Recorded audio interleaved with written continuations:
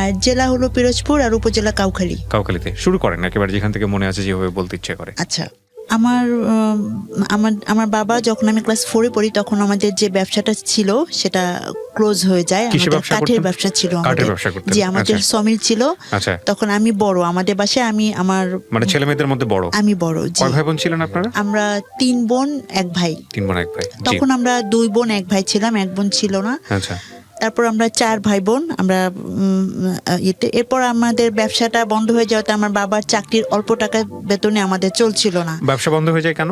ব্যবসাটা বন্ধ হয়ে যায় পারিবারিক কারণে। আমার যৌথ ছিল, একাই করেছিল। পরে আমার বোন মানে আমার ফুপুর হাজবেন্ড আসেন, তারপর আমার চাচারা ছিলেন, এসব কারণে পারিবারিক কারণে আর কি ওটা হয়ে যান আর কি। ওকে ওকে।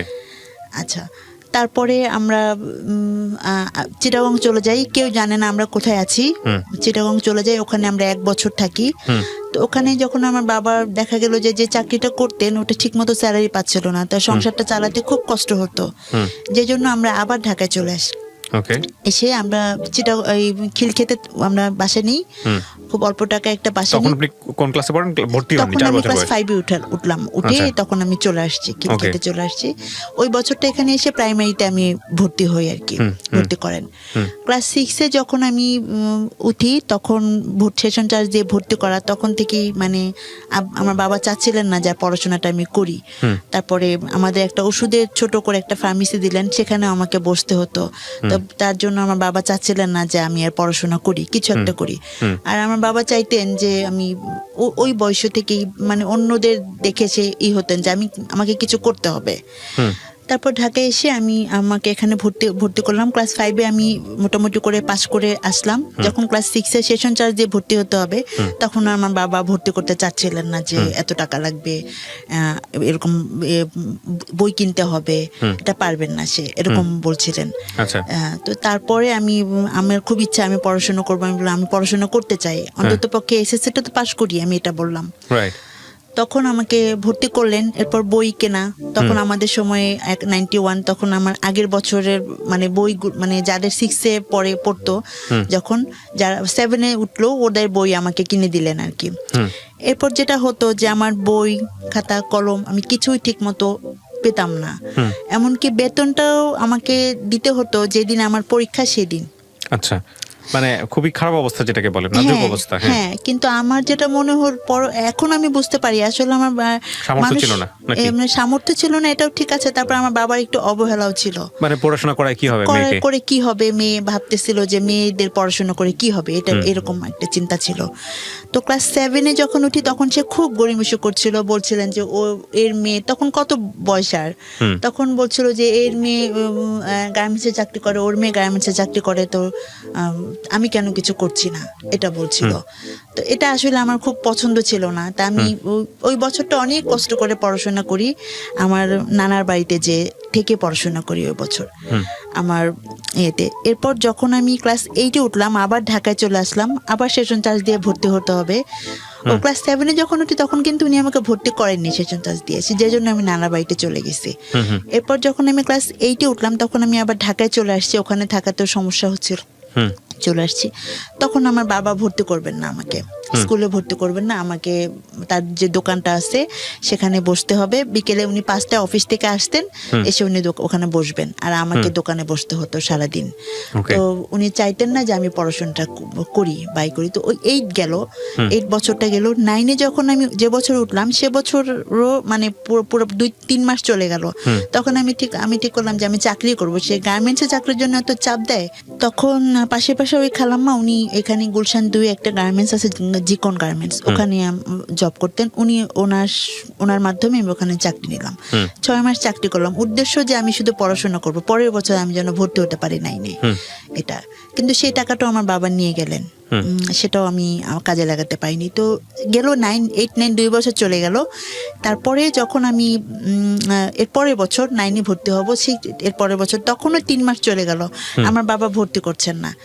এখন একদিন আমি খুব কান্না করছি যে আমাকে এই বছর ভর্তি না হলে 9 2 বছর তাহলে আর হবে না পড়াশোনা, 2টা বছর অলরেডি বসে আছি, পড়াশোনা তো আর হবে না, তাহলে তো আমার পড়াশোনার আর হবে না, এই পর্যন্তই শেষ, কি হবে আমার ভবিষ্যৎ, আমি অনেক পড়াশোনা করতে চাই, কান্না করছিলাম।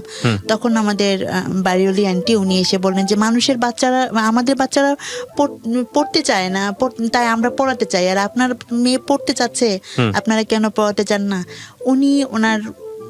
উনি তখন আমাকে মাত্র মানে 1,000 টাকা লাগবে, সে 1,050 টাকা না 70 টাকা ছিল তখন 95-এ। তখন উনি আমাকে 95 ওই টাকাটা এনে দিলেন আমার আম্মাকে। এরপর আমি সেই ভর্তি হই আর আমার টিউশনি করে পড়াশোনা শুরু। তখন এই পাশের বাসায় উনি টিউশনি ঠিক করে দিলেন উনি, এই আমার টিউশনি করে পড়াশোনা শুরু। এরপর আমার 4টা টিউশনি শুরু হয় 1-2 মাসের মধ্যেই, এবং পড়াশোনা। তো আমি দেখা গেল যে টিচারের কাছে ঠিক মতো যে পড়তে হবে সেটাও আমি ম্যানেজ করতে পারতাম না। তারপরে আমার ম্যাথ ছিল, ইলেকট্রিক ছিল, তো আমি সেভাবে আমার টিচারের কাছে পড়তে পারতাম না দেখে রেজাল্ট খুব ভালো হয়নি। তো 9-10 এভাবেই আমার খুব কষ্ট করে পড়াশোনা করে চলছিল। তারপর এসএসসি পরীক্ষা দিলাম, এসএসসি পরীক্ষাতে মোটামুটি পাস করলাম। তো টিউশনি করে আমার সব কিছু চলছিল। তারপর আমি এসএসসি কমপ্লিট করলাম, কমপ্লিট করার পরে আমার তো ভর্তি হলাম, টিউশনি চলছে, তো আমি চাকরিরও চেষ্টা করছি। তা আমার বাবা বলছিলেন যে আর ম্যাট্রিক পাস করে কি চাকরি হয়? তো তখন আমার বাবা বলছিলেন তোকে দিয়ে কিছুই হবে না। এরপর যখন ইন্টার পরীক্ষা দেব তার 3 মাস আগে উনি আমাকে বললেন উনি খাওয়াতে পারবেন না, ওনার পক্ষে খাওয়ানো আমাকে সম্ভব না। তখন আমি আমাদের খিলক্ষেতে একটা ছিল এনজিওর একটা সমবায় সমিতি ছিল, সেখানে চাকরি নিলাম। এসএসসি পাশের পরে ইন্টার পরীক্ষার 3 মাস আগে একটা সমবায় সমিতি, জাস্ট কি করতে হতো? টাকা কালেকশন করতে হতো। আচ্ছা।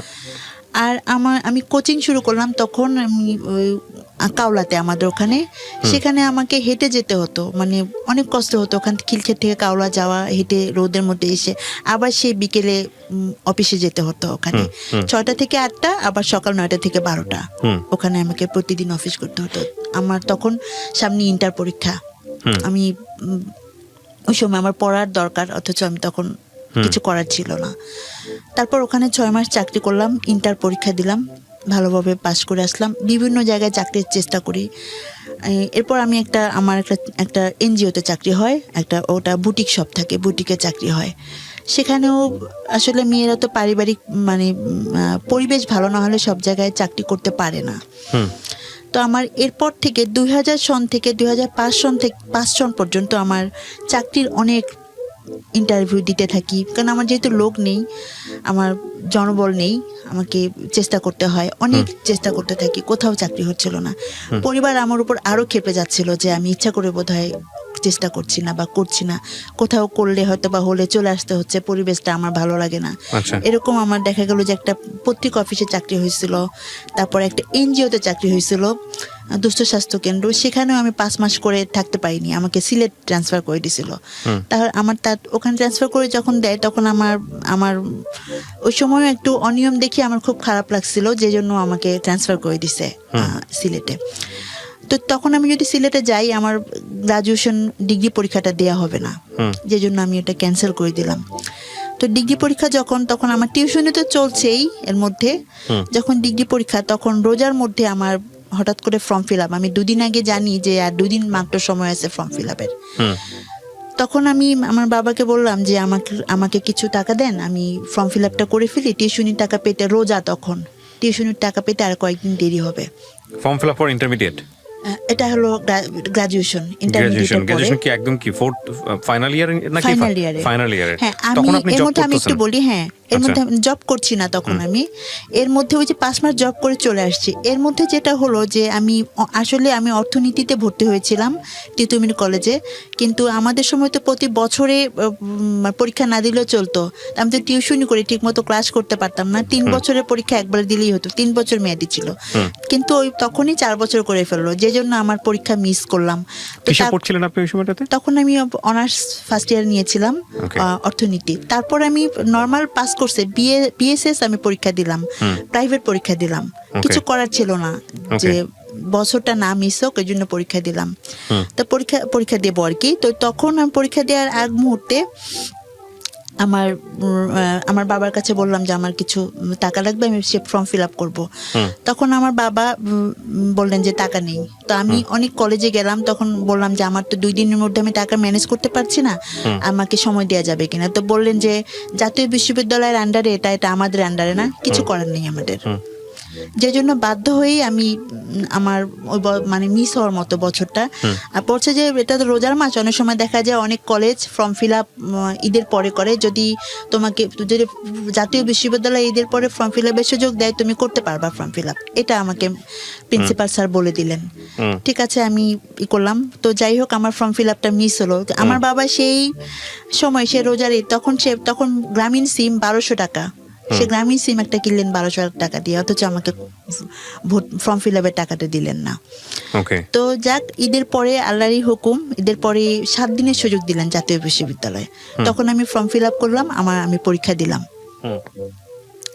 এরপর আমি চাকরির চেষ্টা করছি। এরপর আমার একটা চাকরি হলো অনেক করার পরে, ইন্টেলিজেন্ট ইমেজ ম্যানেজমেন্ট লিমিটেড, ওখানে চাকরি হলো। এখানে পরিবেশটা ভালো ছিল। আচ্ছা, ইন্টার যখন দিই, তখন আমার পরিচিত একজন আমাকে খুব, আমার মনে হতো, মানে আমি তাকে পছন্দ করতাম, আমি জানতাম সেও আমাকে পছন্দ করে। তার সাথে আমার খুব ভালো সম্পর্ক ছিল। সে এখানে ঢাকাতে কোচিং করতে আসছিলেন, সেই সুবাদে তার সাথে আমার পরিচয়। তো তার সমস্যা হলে আমি তাকে হেল্প করতাম। তো আসলে আমিও তাকে খুব, মানে আমার ফ্রেন্ডদের কাছে বলতেন, আমি সেই সুবাদে বুঝতে পারলাম যে সে আমাকে পছন্দ করেন। আমিও তাকে কখনো সরাসরি বলিনি, সেও আমাকে কখনো সরাসরি বলেনি, কিন্তু বুঝতে পারতাম যে সে আমাকে পছন্দ করেন এবং আমিও তাকে পছন্দ করি, সেও সেটা বুঝতে পারতেন। তো আমরা মাঝে মাঝে ওই এয়ারপোর্টে যেতাম। এয়ারপোর্টে তখন ঘোরার মতো একটা ছিল, এখন তো নেই, যেতাম। তো আমার একটা বান্ধবী ছিল, তাকে আমরা দুজনেই সবকিছু শেয়ার করতাম। আচ্ছা। তো এরপর আমি এরকম চলে, উনি ঢাকা থেকে চলে গেলেন, একটা বিশ্ববিদ্যালয়ে ভর্তি হলেন। ওনার পরে আমি জানতে পারি ওনাকে নাকি কারা বলছে, এয়ারপোর্টে যখন আমরা একদিন ঘুরতে গেছি, বলছে যে এমন একটা মেয়ের সঙ্গে তুমি ঘুরছো, তোমার ভবিষ্যৎ তুমি দেখতে এত সুন্দর একটা ছেলে, এরকম নাকি বলছে। আচ্ছা। এটা বলাতেই তখন থেকে উনি মানে কেমন যেন একটু শুরু করছে। তা আমি বুঝতে পারিনি সেটা, তখন বুঝতে পারিনি। এরপর দেখি কেমন যেন একটু অ্যাভয়েড করছে, ফ্রেন্ড সার্কেলদের সাথেও যোগাযোগ তেমন করছে না, আমার সাথেও তেমন যোগাযোগ করছে না। তারপর সবকিছু মিলিয়ে বুঝতে পারলাম যে সে আমাকে অ্যাভয়েড করতেছে, আসলে এটা হবে না। ডাইরেক্টলি কি আপনাকে এরকম বললো নাকি? হ্যাঁ, ডাইরেক্টলি বললো যে এটা সম্ভব। ডাইরেক্টলি ঘটনাটা কি ছিল, কিভাবে বললো? ডাইরেক্টলি বললো যে মানে সম্ভব না, এটা তার পক্ষে কন্টিনিউ করা সম্ভব না। আচ্ছা।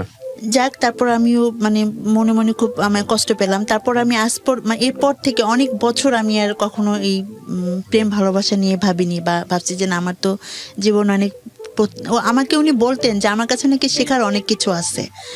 হ্যাঁ, আমার কাছ থেকে উনি অনেক কিছু শিখছেন। উনি সবার সাথে মিশতে পারতেন না, মিশুক ছিলেন না। উনি বলছেন যে আমার কাছ থেকে নাকি উনি অনেক কিছু শিখছেন। আচ্ছা, এসব উনি বলতেন। যখন 4 বছর প্রেম করার পর ওনার সাথে আপনার ব্রেকআপটা হয়ে গেল বা ওনার সাইড থেকে অফ হয়ে গেল, তখন আপনি কি করছেন?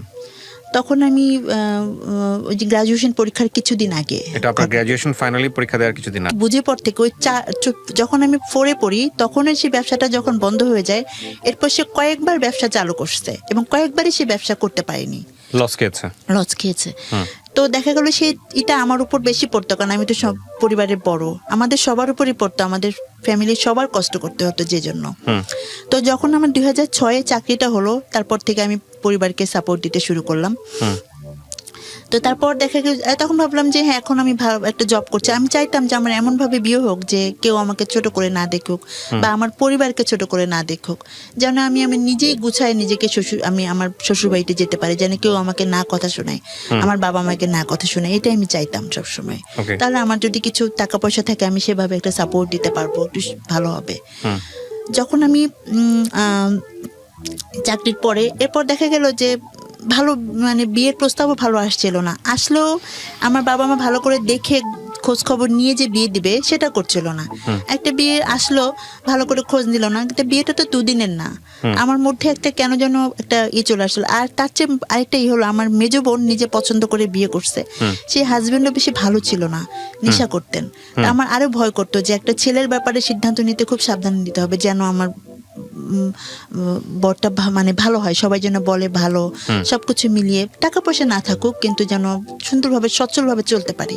যে কষ্ট, আর্থিক কষ্ট যেভাবে আমি আমার পরিবারে করছি, যেভাবে কষ্ট করে পড়াশোনা করছি, এরকম যেন না হয় আমার ভবিষ্যৎ প্রজন্ম বা ভবিষ্যৎ, এটা আমি সবসময় চাইতাম। এরপর 6 সাল থেকে 12 সাল পর্যন্ত আমি 6 বছর চাকরি করছিলাম। এর মধ্যে আমার বাবা মা বা আমার বিয়ের জন্য ওভাবে আসলে করেননি, এখন ট্রাই ওভাবে করেননি। দু একটা আসলেও দেখা গেল যে ওই যে খোঁজ খবর ভালো মতো নিচ্ছেন না, পারিবারিক তাদের সে নিচ্ছেন না দেখে আমার ভালো লাগছে না। যে একটা বিয়ে আসলো, তার পারিবারিক ব্যাকগ্রাউন্ডটা জানতে হবে, সেটা ভালোভাবে নিচ্ছিলেন না। আসলেই তো আর বিয়ে হয়ে যাওয়াটা করাটা ঠিক না, এসব কারণে আমার বিয়ে হচ্ছিল না। আচ্ছা। তারপর 2009 সালে আমি হঠাৎ করে একটু আমার অ্যাপেন্ডিক্স অপারেশন হলো। আর 2010 সালে এসে আমার হঠাৎ করে একটা গাইনিকার প্রবলেম শুরু হলো। আচ্ছা। গাইনিকার প্রবলেম শুরু হলো, কিন্তু কিছু ধরা পড়ছিল না। কি ধরনের প্রবলেম ছিল এটা? গাইনিকার একটা প্রবলেম হতো, আমার ওই মেয়েদের যে সমস্যাগুলো হয় এরকম একটা প্রবলেম ছিল।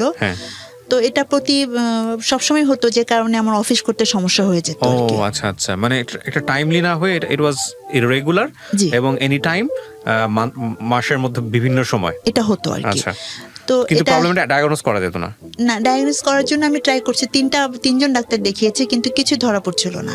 আচ্ছা। এর মধ্যে আমার এক কলিগের সঙ্গে আমার বিয়ের কথা চলে এবং বিয়ে সবকিছু ফাইনাল হয়ে যায়। তো 2012 সালের শুরুতে ঠিক হয় যে এপ্রিলে বিয়েটা হবে। ঠিক তখন প্রবলেম কন্টিনিউ করছে আপনার? তখনও কিন্তু আমার অসুস্থতাটা কন্টিনিউ আছে। ও জানতো বিষয়টা? হ্যাঁ জানতো। আচ্ছা। সবাই জানতো, অফিসে সবাই এটা জানতো। আচ্ছা। বাইরেও সবাই জানতো, এটা সবাই মোটামুটি যে জানতো যে আমার সবসময় সমস্যা। এরকম একটা পার্সোনাল প্রবলেম সবাই জানতো কিভাবে আমি বুঝলাম না। এটা আসলে জানতো যে আমি মাঝে মাঝে অসুস্থ হয়ে যেতাম, সেজন্য জানতো আর কি। তো জানুয়ারি মাসে যখন আসলো, তখন আমার হঠাৎ করে চোখে দেখতে সমস্যা হলো। তো আমি আমার যেহেতু কাজ, এটা ডাটা এন্ট্রি তৈরি করার কাজ, আমাদের তো কম্পিউটারের কাজ, এটা খুব কাছে থেকে লেখাগুলো কাছে থেকে দেখতে হয়।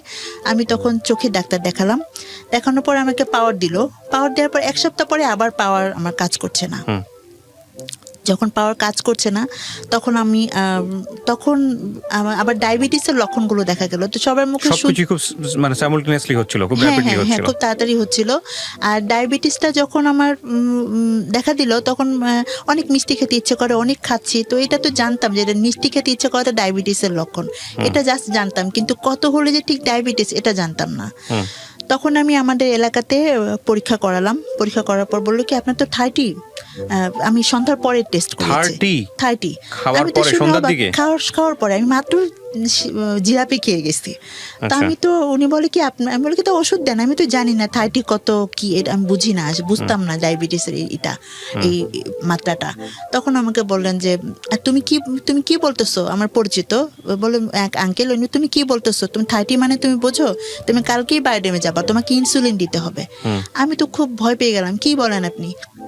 পরের দিন সকালে আমি বায়োডেমে গেলাম, ডায়াবেটিস চেক করালো। ডায়াবেটিস চেক করার পরে 2 ঘন্টা সময় দিল। 2 ঘন্টা খুব ক্লান্ত লাগতো, ঘুম পেতো, অফিসেও খুব ঘুম পেতো ইয়েতে।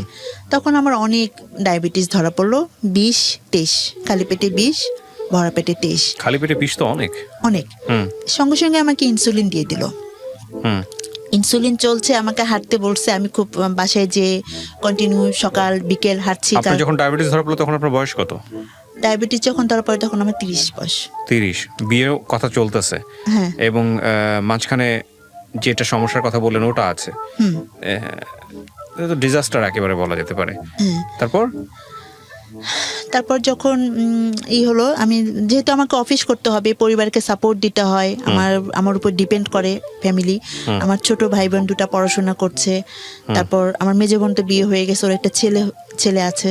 তো সবকিছু মিলিয়ে বাবার তখন ব্যবসায় আবার 2010 সালে লস খেয়ে সে কুমিল্লায় চলে গেল। সে এখন পরিবারকে খুব বেশি সাপোর্ট দিতেই পারছে না, 3-4 হাজার টাকা করে বাসায় দিচ্ছেন। তো বাসা তো একটা ঢাকা শহরে বাসা ভাড়া অনেক, খাওয়া খরচ সবকিছু মিলিয়ে চলছিল না। তো সেখানে আমার উপর ডিপেন্ড, আমি যদি সেখানে অসুস্থ হয়ে থাকি কিভাবে কি চলবে।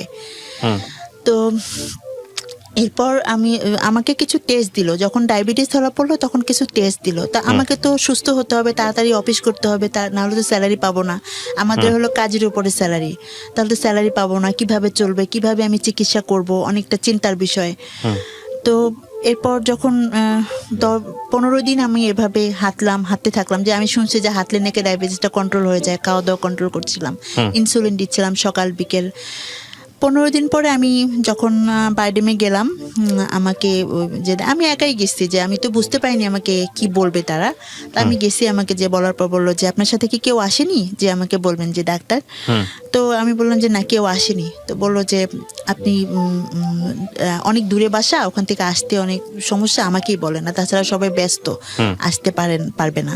তখন বললেন যে তো আপনার পিটিউটারি ম্যাক্রো অ্যাডেনোমা টিউমার হয়েছে, আর এটার জন্য আপনার আমার চেহারা খুব বদলে গেছিল। চেহারাটা কেমন, এখন তো তা অনেক ভালো দেখাচ্ছে, চেহারাটা কেমন যেন নাকটা মোটা হয়ে গেছিল, চেহারাটা ফ্যাকাশে হয়ে গেছিল, হাতের রগগুলো দেখা যেত। তো আসলে কেমন যেন এটা আপনার মোটা হয়ে গেছিল। বুঝতে পেরেছি। এটা কোথায়, স্থানটা কোথায় টিউমারের স্থানটা? টিউমারটা ব্রেনে, আমার পিটিউটারি ম্যাক্রো অ্যাডেনোমা, এখানে ব্রেনে টিউমারটা। এটা সবারই থাকে, এটাই হলো মেইন গ্রন্থি যেটা পুরো সম্পূর্ণ বডিকে কন্ট্রোল করে। ও মাই গড। তো এটা কি হচ্ছিল, আপনারা ডায়াগনোজ করে ধরা পড়লো কিভাবে? আপনার কি বাইরেমে যখন আমাকে ওই ডায়াবেটিস ধরা পড়লো, তখন ওরা আমার হাতের ইগুলো দেখে, আমি যে 3 জায়গায় ডাক্তার দেখিয়েছি, ওরা কিছু ধরতে পারেনি। উত্তরাতে দেখিয়েছি আমি, ওই যে কচুক্ষেত একটা আর্মি ডাক্তার, ওনাকে দেখিয়েছি, কেউ ধরতে পারেনি এই সমস্যাটা। যখন আমি বাইরেমে দেখালাম, তখনই ওরা হাতের এই রগগুলো দেখে, চেহারাটা চেঞ্জ দেখে ওরা বললো, তখনই বলে দিল যে হয়তো আপনার একটা গ্রন্থি বেড়ে গেছে, অথবা আপনার মাথায় কোনো টিউমার হয়েছে। এটা ওনারা দেখেই বলছে। আমার চেহারা দেখে, চেহারা কেমন বিদঘুটে দেখাচ্ছিল আর কি, নাকটা এমন মোটা দেখাচ্ছিল, চেহারাটা কেমন ফুলেছিল। ওরা তখন আমাকে টেস্ট করালো, ব্রেনের আমার ভিজুয়াল ফিল্ড করা, চোখের ভিজুয়াল ফিল্ড করালো, ব্রেনের একটা এক্সরে করালো। আচ্ছা, ব্রেনে একটা এক্সরে করালো, আর আর কিছু টেস্ট, ব্লাডের কিছু টেস্ট করালো। সেই টেস্টে আমার ধরা পড়লো যে আমার পিটিউটারি টিউমার। তারপর উনি বললেন যে আমার একটা এমআরআই করতে হবে, আর বললেন যে এটা এখন কোনো ব্যাপারই না, আপনি ভয় পাবেন না, বাংলাদেশে এরকম অপারেশন অ্যাভেলেবেল হয়, এখন কোনো ব্যাপার না। কিন্তু আমাদের বাইডেমে এই অপারেশন নেই, এটা বঙ্গবন্ধু মেডিকেলে যেতে হবে, আপনি ওখানে যোগাযোগ করেন। উনি রেফার লিখে দিলেন। আমি যখন বললেন, তখন আমার কাছে ব্যাপারটা অত কঠিন মনে হয়নি, কিন্তু যখন আমি বের হলাম রুম থেকে, ডাক্তারের রুম থেকে বের হল, বলি কি বললো এটা, আমি তাহলে কি আমার আয়ু এত কম, আমার ব্রেনে অপারেশন করতে হবে, আর আমি এত টাকা পাবো কোথায়? আমার মধ্যে হতাশা চলে আসলো যে আমি কিভাবে কি হবে। তখন আমি বের হয়ে যখন বঙ্গবন্ধু মেডিকেলের সামনে, ওখানে গাড়িতে উঠবো, আমাদের খিলক্ষেতে গাড়িতে উঠবো, ওখানে আমি দাঁড়িয়ে আছি, অনেক গাড়ি যাচ্ছে, আমি উঠবো, আমার কোনো জ্ঞান ছিল না।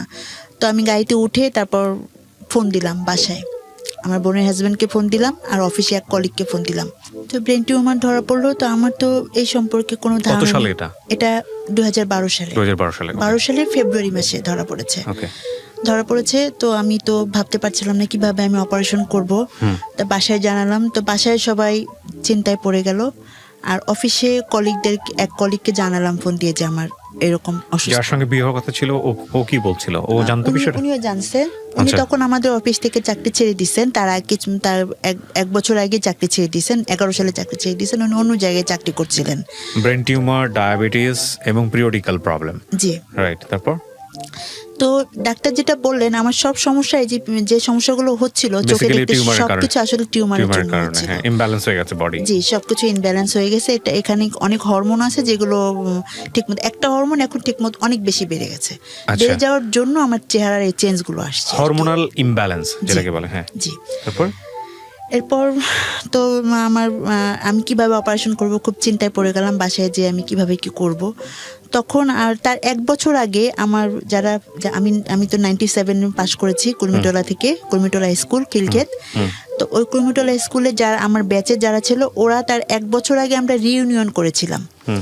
তো ওই রিইউনিয়ন করাতে তখন অনেকের সঙ্গে পরিচয় হয়, অনেক ছেলেদেরকে চিনতাম না, মেয়েদেরকে শুধু চিনতাম, ছেলে মেয়ে যেহেতু আলাদা ছিল।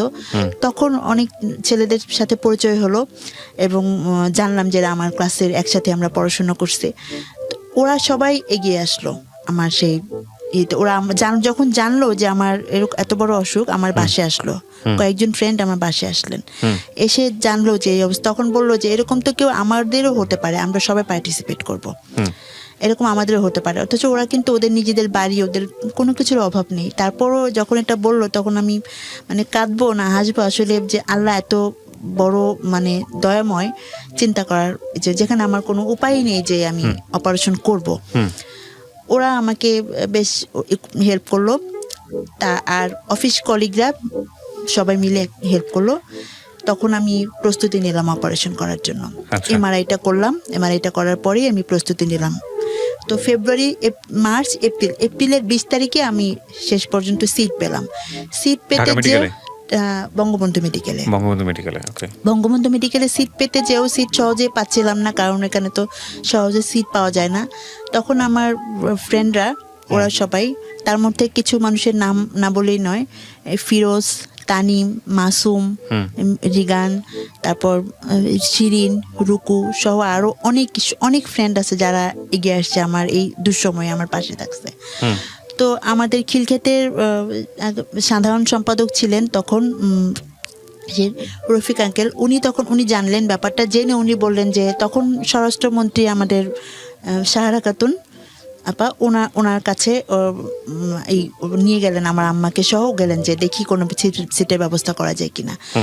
যাওয়ার পরে উনি তখন স্বরাষ্ট্রমন্ত্রী, উনি নিজে ফোন দিয়ে বলে দিলেন, তখন ভিসি প্রাণগোপাল দত্ত স্যার বঙ্গবন্ধু মেডিকেলের, অনেকে বলে দিলেন।